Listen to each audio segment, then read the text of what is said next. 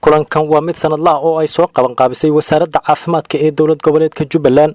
kulankan waxaa goobjoog ahaa odayaasha dhaqanka, salaadiin iyo ururada bulshada qaybaheeda kala duwan, hay'adaha ka shaqeeya arrimaha caafimaadka iyo xubno ka socday xildhibaanada baarlamaanka dowlad goboleedka Jubbaland iyo qaar ka mid ah wasaaradaha oo kulankan lagu casuumay. waxaana lagu soo bandhigay waxqabadkii wasaaradda caafimaadka ee dowlad goboleedka Jubbaland sanadkii la soo dhaafay. guddiyo gaar ayaa jira oo loo saaray in ay dabagalaan hay'adaha ka shaqeeya samafalka iyo arrimaha caafimaadka si loo ogaado xogta guud ee caafimaadka dowlad goboleedka Jubbaland. waxaana halkaasi lagu soo bandhigay waxqabadkii hay'adaha caafimaadka iyo sidoo kale waxqabadkii wasaaradda caafimaadka ee dowlad goboleedka Jubbaland halkii sane aynu soo dhaafnay.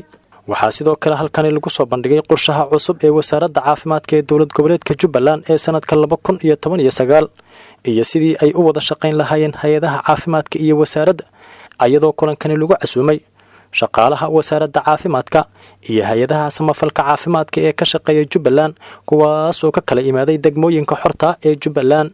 wasiirka wasaaradda caafimaadka ee dowlad goboleedka Jubbaland ayaa sharaxaya wixii uu qabsoomay halkii sane ee la soo dhaafay iyo wada shaqaynta guud ee wasaaradda caafimaadka iyo hay'adaha arrimaha caafimaadka, wuxuuna sheegay in wasaaraddu ay higsanayso in wax badan ay ka bedesho horumarinta caafimaadka sanadkan soo socda.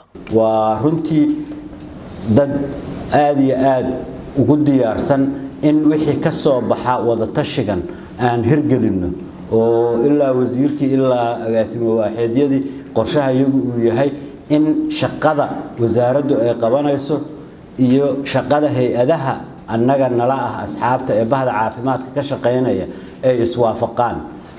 baahida degmo walba iyo degaan walba ka jirta in aan isku fakar ka nahay adeegyada caafimaad ee loo baahan yahay in la qabto iyo sida loo kala hormarinayo inaan isku fakar ka nahay.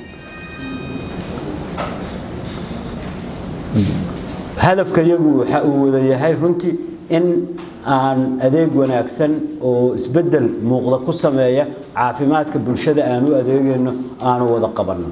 sida ugu habboon oo taa lagu qaban karana waxay tahay in nidaamka wasaaraddu ay dejiso waxyaabaha markii ugu horeeyay hadda aad ka maqli doontaan wasaaradda ee laga doodi doono waxay tahay in heer ugu yaraan tayada caafimaadku inay leedahay ay tahay in wasaaraddu ay soo bandhigto waxyaabaha loo yaqaan clinical standard of practice.